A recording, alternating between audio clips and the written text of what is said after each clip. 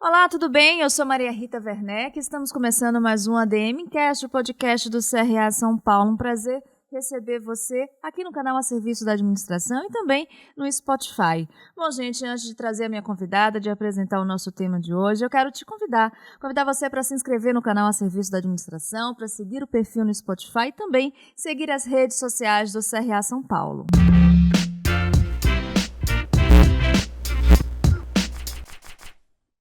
Neste episódio, vamos conversar sobre economia prateada.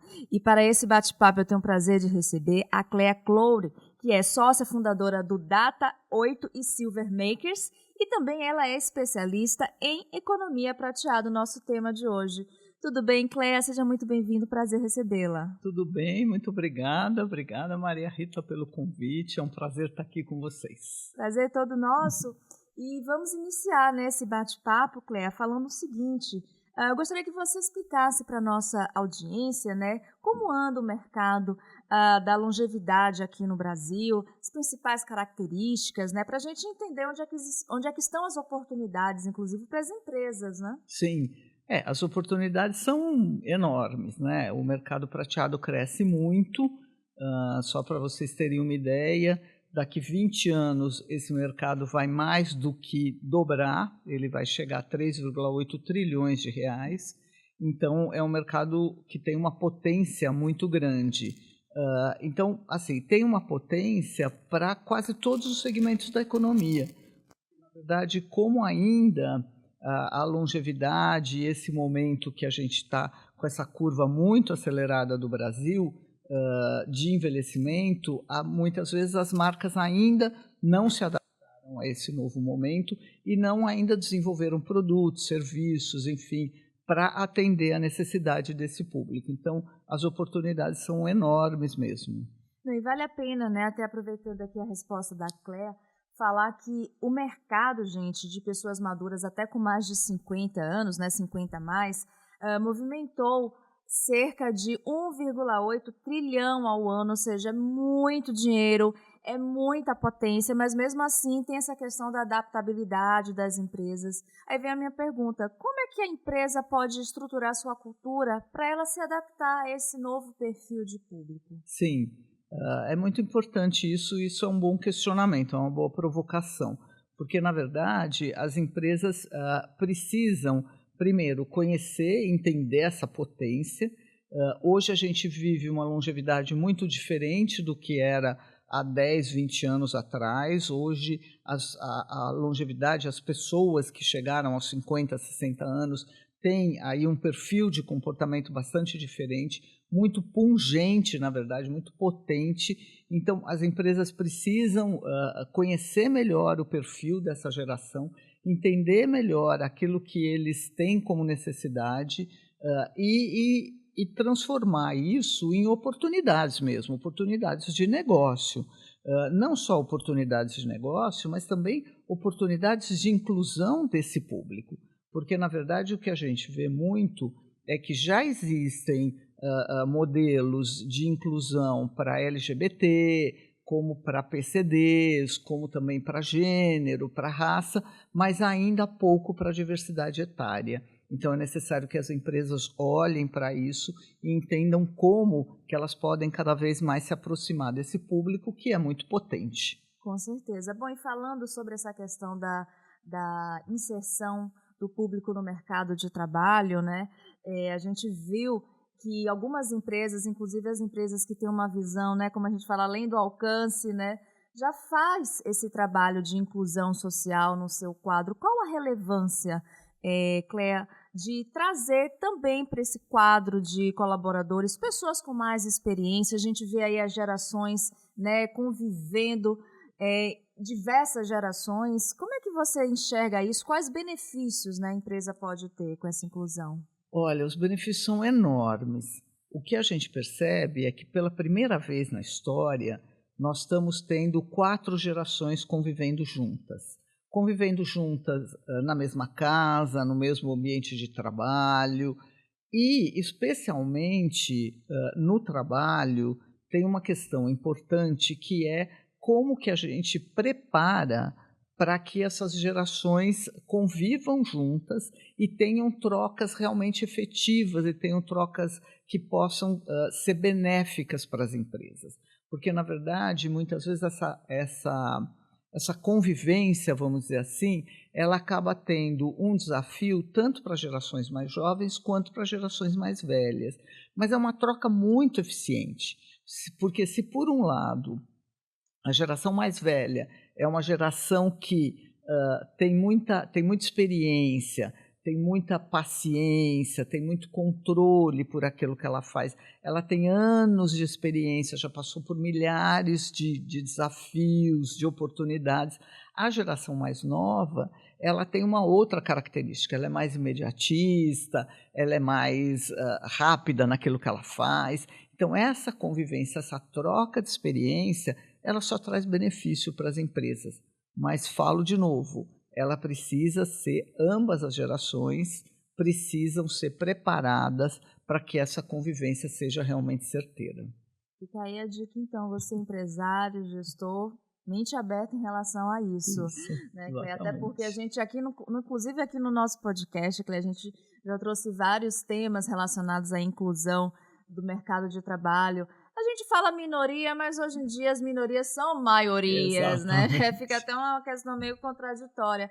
A importância, né, os benefícios, como a sua empresa vai crescer, não só em números, mas também em qualidade de vida, de trabalho. Então, preste atenção nisso.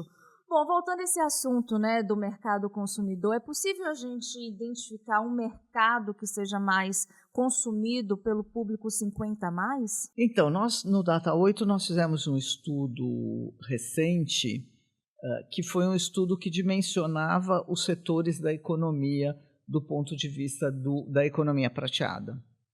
O que a gente percebe é que tem alguns setores que realmente crescem. Vai ter uma demanda maior desse público porque realmente crescem. Tem outros setores que têm que mostram uma certa perda de mercado, na verdade. Então a gente vê setores como saúde, que parece um setor meio óbvio, mas que cresce bastante conforme a população vai envelhecendo, mas a gente tem setores, por exemplo, como habitação, como turismo, que crescem bastante também. Em compensação, a gente tem setores, por exemplo, como educação, que ele decresce. Agora, por que ele decresce? É uma razão muito simples. A nossa taxa de fertilidade ela vem diminuindo ao longo dos anos de uma maneira bastante potente. Enquanto em 1960 a gente tinha uma taxa de 6 filhos vivos por mulher, hoje a gente tem 1,6. É abaixo da taxa de reposição, que é de 2. Então, a gente vai ter menos filhos com relação, então, à entrada de uma população mais jovem vai ser menor, e hoje o sistema de educação está muito pouco preparado para que ele possa atender esse público mais velho. O foco dele foi sempre por um público mais jovem, então ele não está nem um pouco preparado e não sabe como fazer, pelo menos é o que a gente percebe muito nas nossas pesquisas e nas nossas avaliações, que ele não sabe ainda muito bem como fazer. Então, setores que são muito potentes e que vão ter aí um crescimento grande, como esses que eu falei, habitação, saúde, turismo, alguns outros vão, se não abrirem os olhos, né, Maria Rita, vão acabar sofrendo um pouco esse decréscimo e talvez perdendo oportunidades. E nisso a gente vê vestuário, a gente vê esse da educação, como eu falei,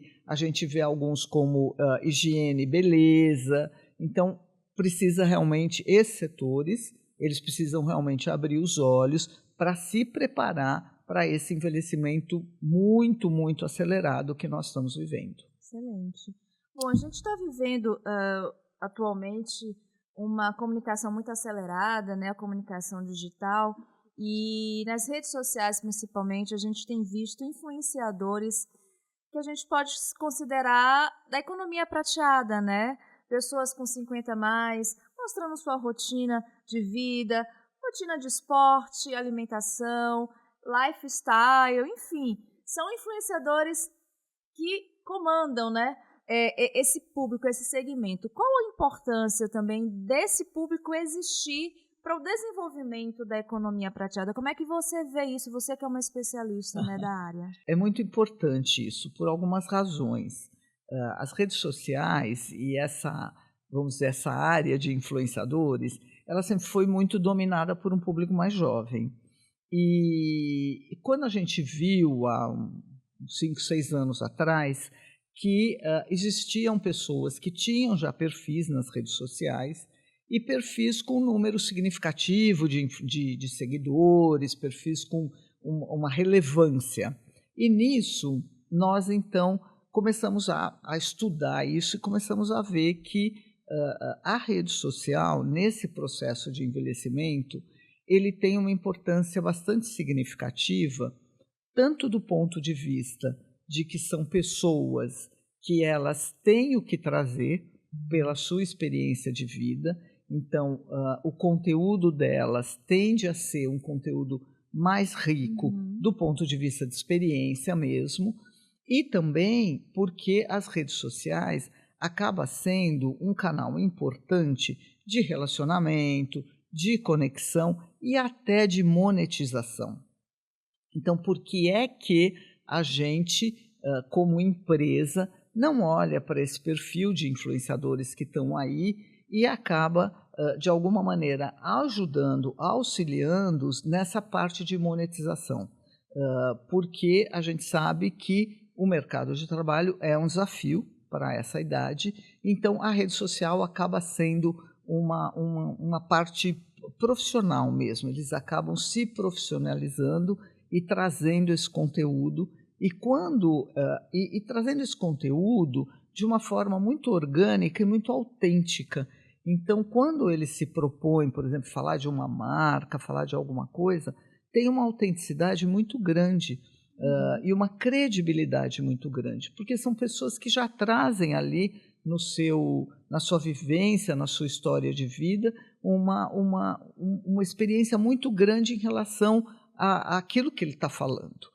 Então, é muito importante, é uma coisa que a gente coloca sempre, que é as empresas realmente ajudarem esse perfil a conseguir aí alavancar seus negócios. Ainda falando sobre esse assunto, marketing de influência, na sua opinião, existem ações de marketing que sejam relevantes, né, as empresas adotarem para esse público 50 a mais? De marketing de influência? Sim, existe. Eu acho que as empresas podem apoiá-los através de várias ações, né?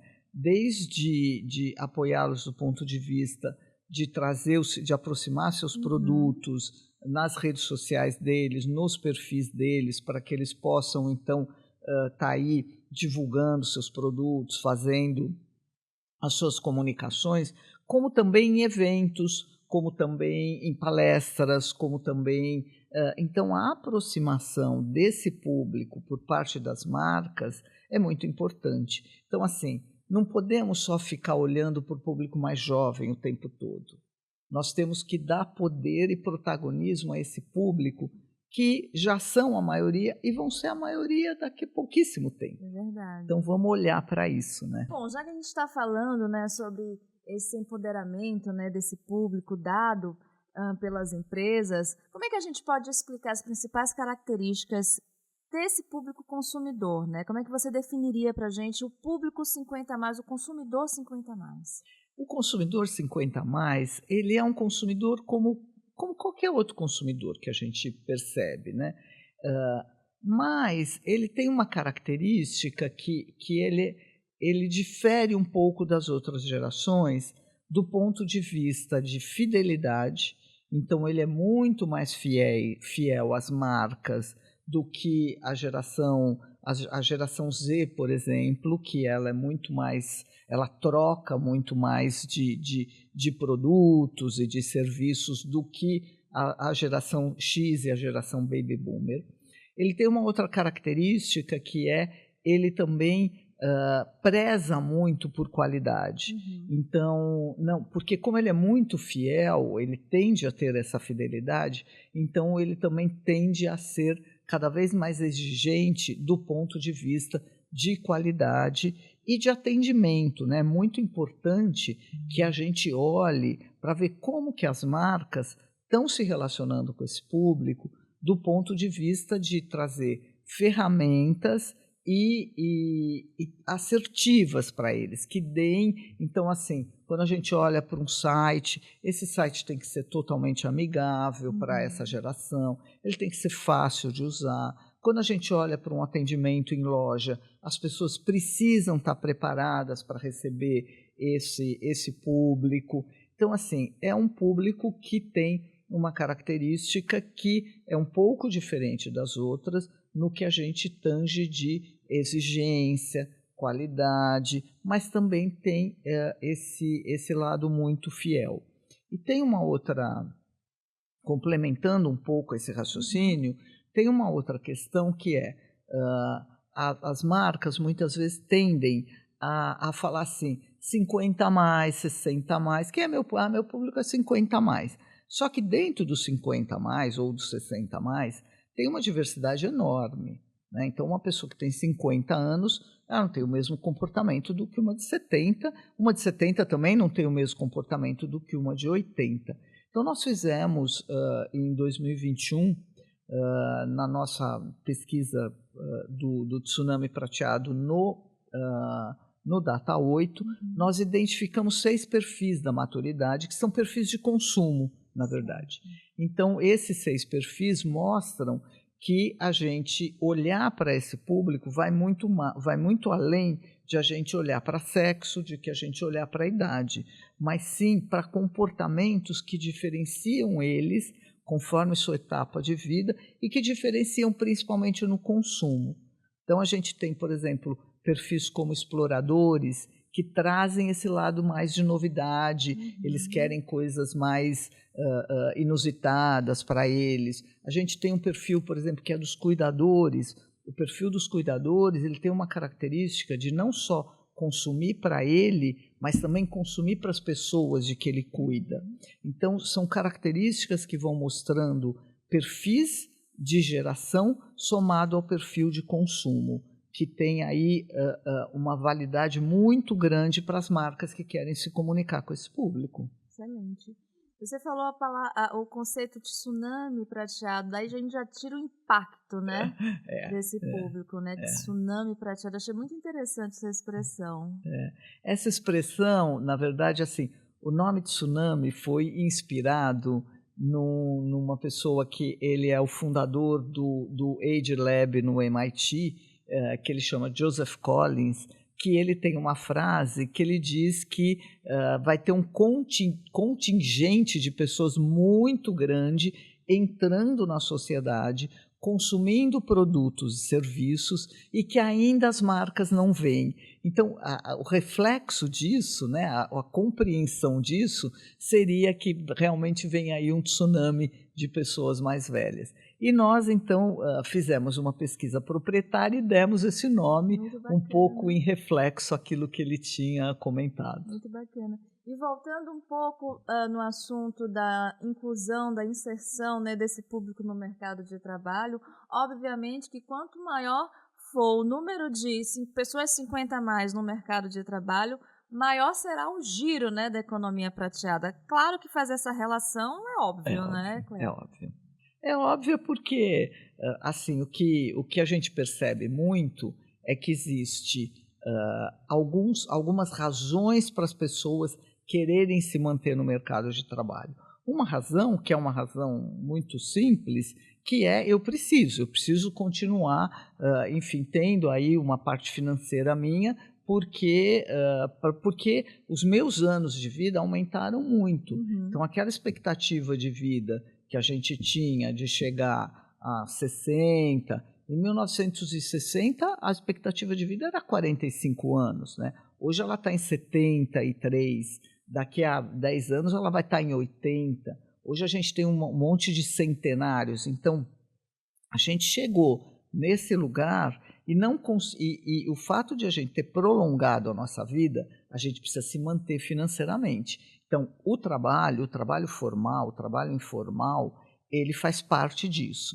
Tem uma outra razão, que é uma razão tão forte quanto a primeira, que é eu quero me manter ativo, eu quero me manter atualizado, eu estou bem, eu estou aí com muita energia, com muito pique para continuar produzindo.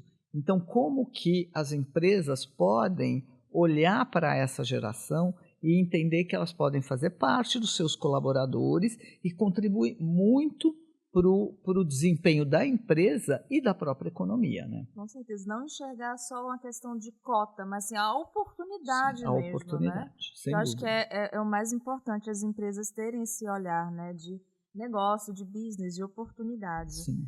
Bom, Cléa, a gente sabe que o Brasil, como você já nos trouxe, está envelhecendo a passos, né, largos, e eu gostaria de saber se você acredita que, de fato, o nosso país está se preparando verdadeiramente para acolher, né, esse público 50 a mais daqui a alguns anos, porque a gente sabe que a projeção é realmente uma população mais velha, né? Sim. Eu acho que ainda não.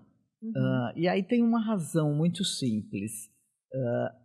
Porque, na verdade, o Brasil está envelhecendo em 20 anos o que a França demorou 120 anos.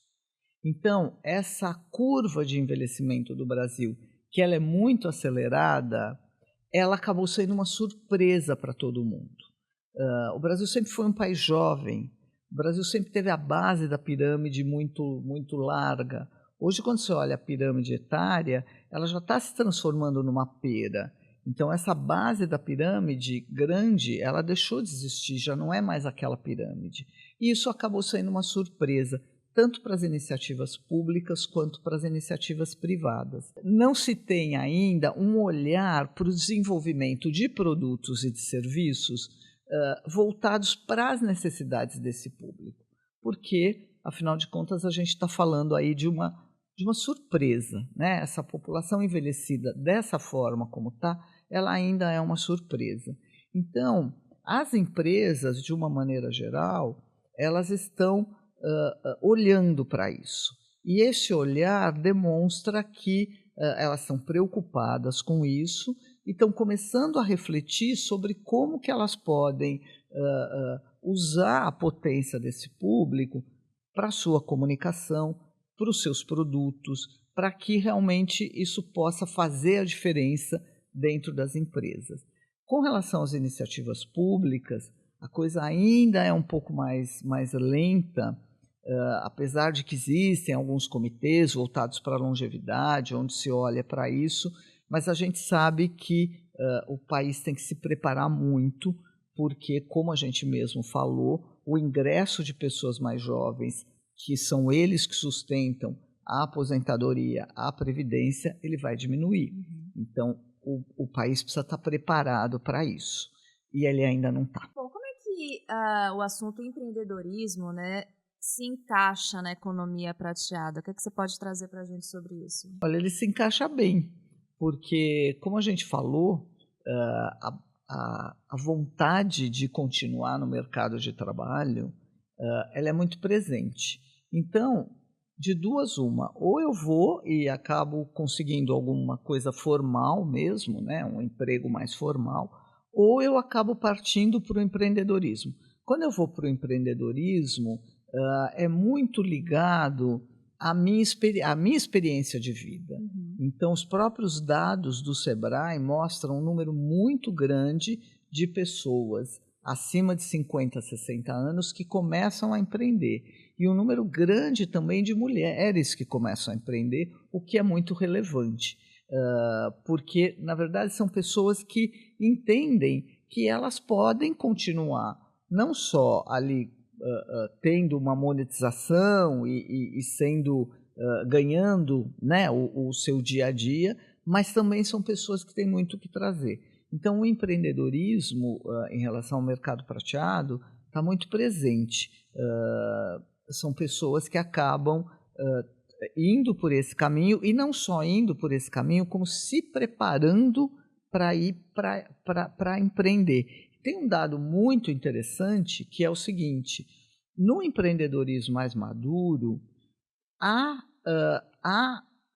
não há tanta diminuição, não há tanta pivotização de trabalho. As pessoas que empreendem no mercado, as pessoas mais velhas que empreendem, elas têm a tendência a que aquilo dê certo por um período maior do que as pessoas mais jovens. Por quê? Porque as pessoas mais velhas, elas estudam, elas se preparam, elas acabam entendendo que o que elas estão fazendo tem uma validade e elas se preparam para aquilo.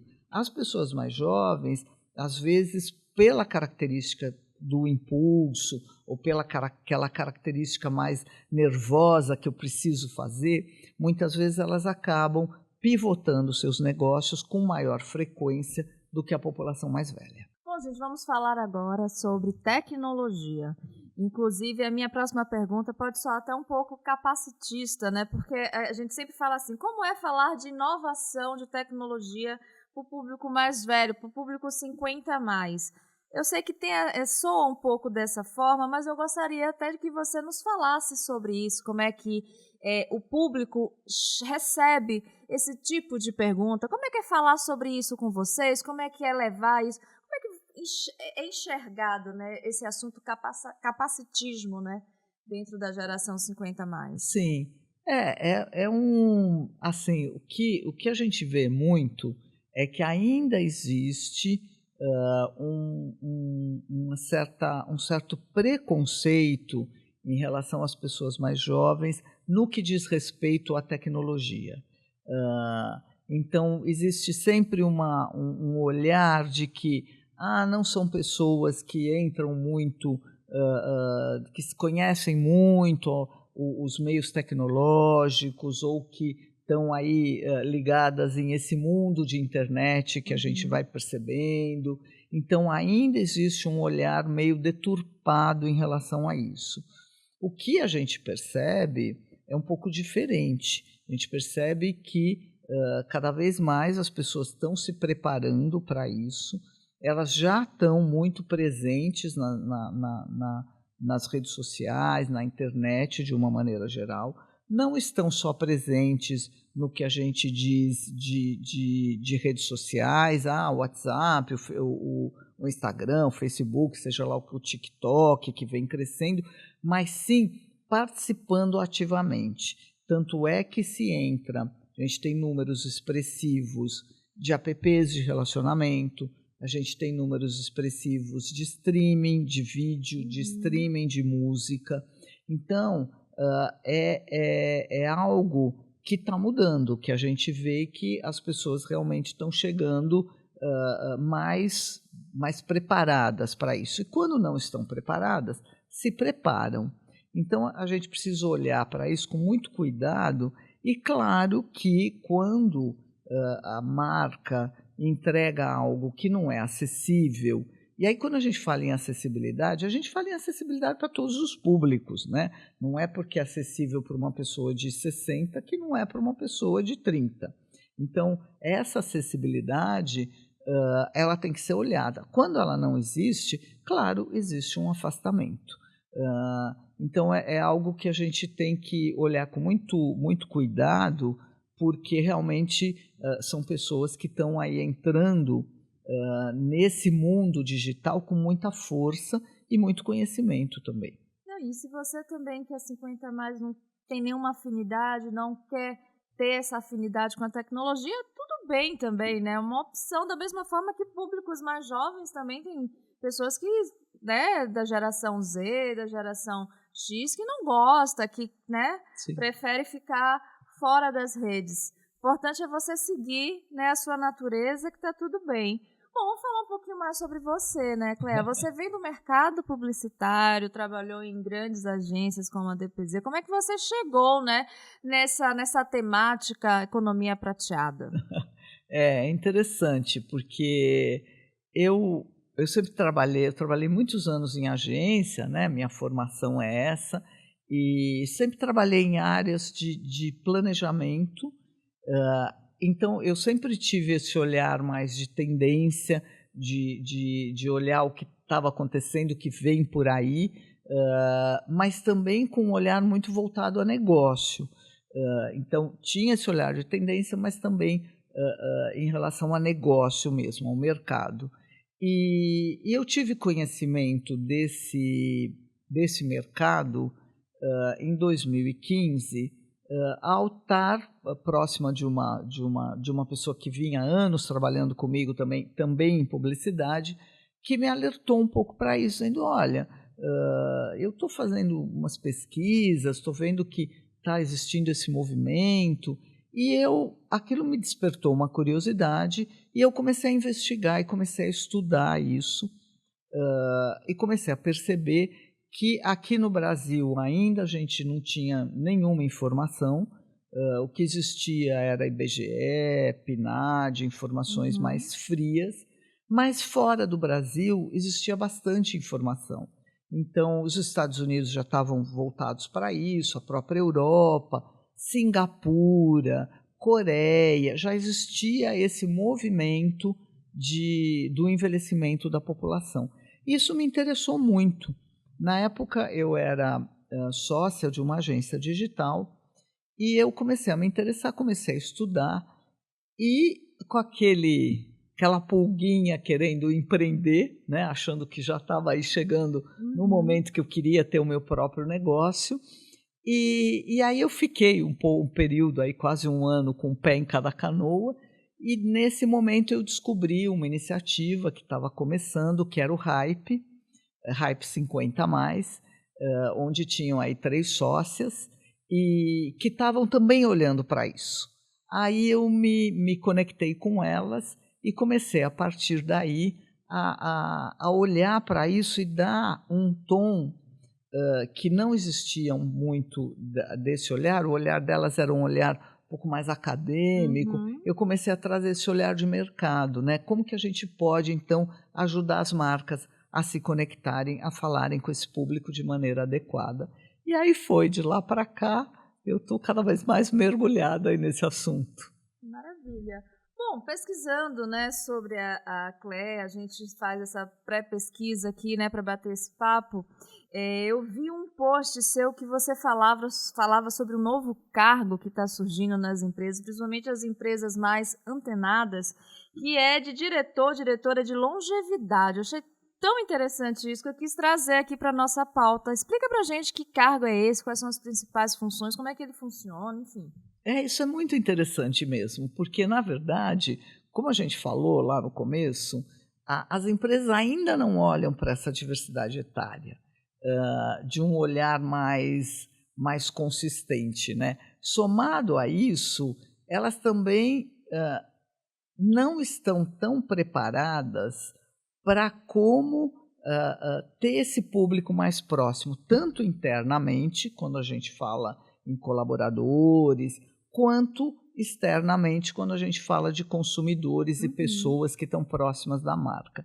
Então, quando eu li sobre esse cargo de diretor de longevidade, me chamou bastante atenção, porque são pessoas que estariam aí dentro das empresas trabalhando para como olhar para a potência desse público que está existindo e vai existir cada vez mais, porque é a população que mais cresce em relação às outras.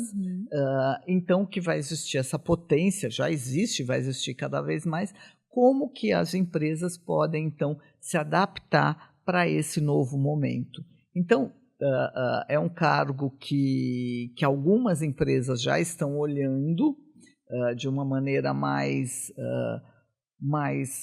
consistente, de uma maneira mais elaborada, para que realmente elas possam trabalhar com esse público, dar protagonismo a esse público, dar voz a esse público com mais assertividade, porque a gente sabe que hoje ainda existe muito preconceito em relação a esse público, ainda existe um etarismo muito forte em relação a esse público. Então, esse diretor vem para suprir essa carência e para combater isso também. Muito bom.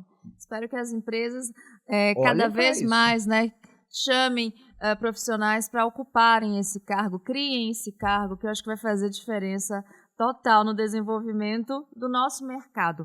Bom, Cléa, traz pra gente uma dica de leitura. A gente sempre aqui no nosso programa pede aos nossos convidados e convidadas uma dica de leitura. Pode ser sobre o nosso tema, como também pode ser sobre um assunto que não tenha nada a ver, que seja um título que você queira compartilhar com a gente. Olha, as dicas de leitura que eu trago são...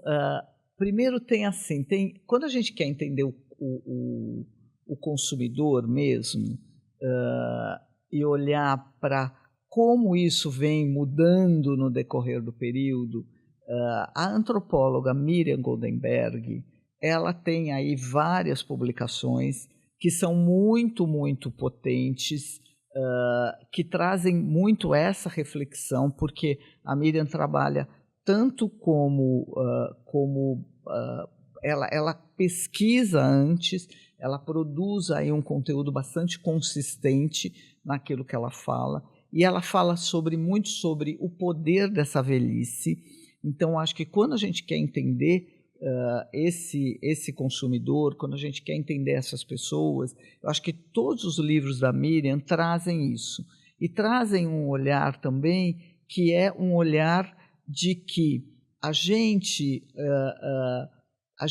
tem um novo momento, as mulheres têm um novo momento na vida delas. Então, ela faz muito essa reflexão do comportamento masculino, do comportamento feminino, que traz aí uma mudança significativa na longevidade. Então, acho que a Miriam Goldenberg traz muito isso. A nossa segunda dica é da Susan Golden Winter, que ela tem um livro chamado Stage Not Age.